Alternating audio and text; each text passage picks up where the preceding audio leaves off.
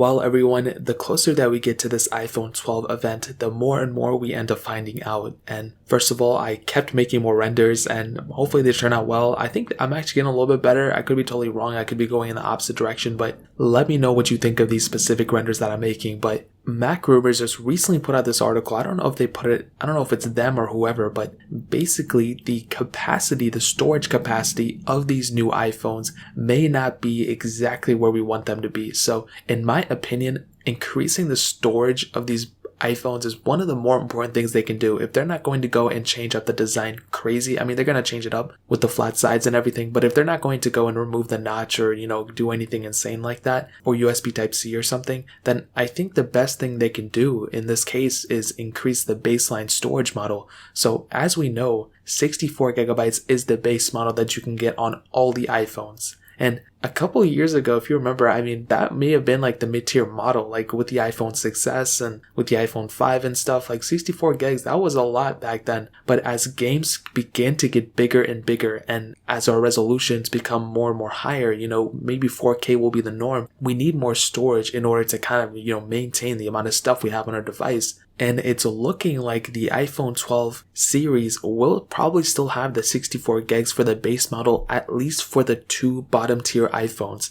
So for the iPhone 12 mini and for the standard iPhone 12, the two cheaper models, it's looking like those will actually end up having the 64 gig models. But they have stated that the iPhone 12 Pro models, the 12 Pro and 12 Pro Max, will actually have the baseline at 128 gigs.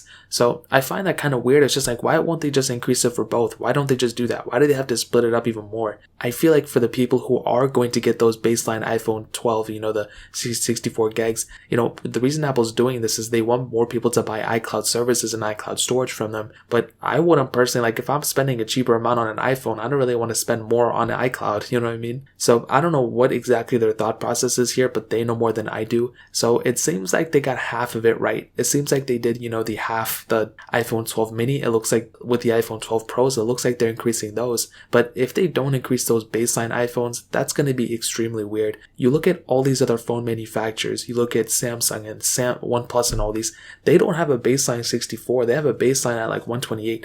Pixel's the only one that has 64 gig for a baseline model, and everyone complains about it, including me. And these phones don't have SD card slots, they don't have anything, so it's extremely weird that they would do that. If you rewind back 3 years ago, that was when Apple actually switched over to the 64 gig model. That was with the iPhone 8 and iPhone 8 Plus and iPhone 10 series. And weirdly enough, if you just go back one generation before, the baseline was 32 gigs. And if you go just one generation before that, and that was with the iPhone 7, if you go back to the 6S, that was actually a 16 gig model for the baseline. So they actually went from 16 on the iPhone 6 to 32 on the iPhone 7 to 64 on the iPhone 8 and 8 Plus. So I think if they can do that in 2 generations, double it each time, I think they could probably double it 3 years later.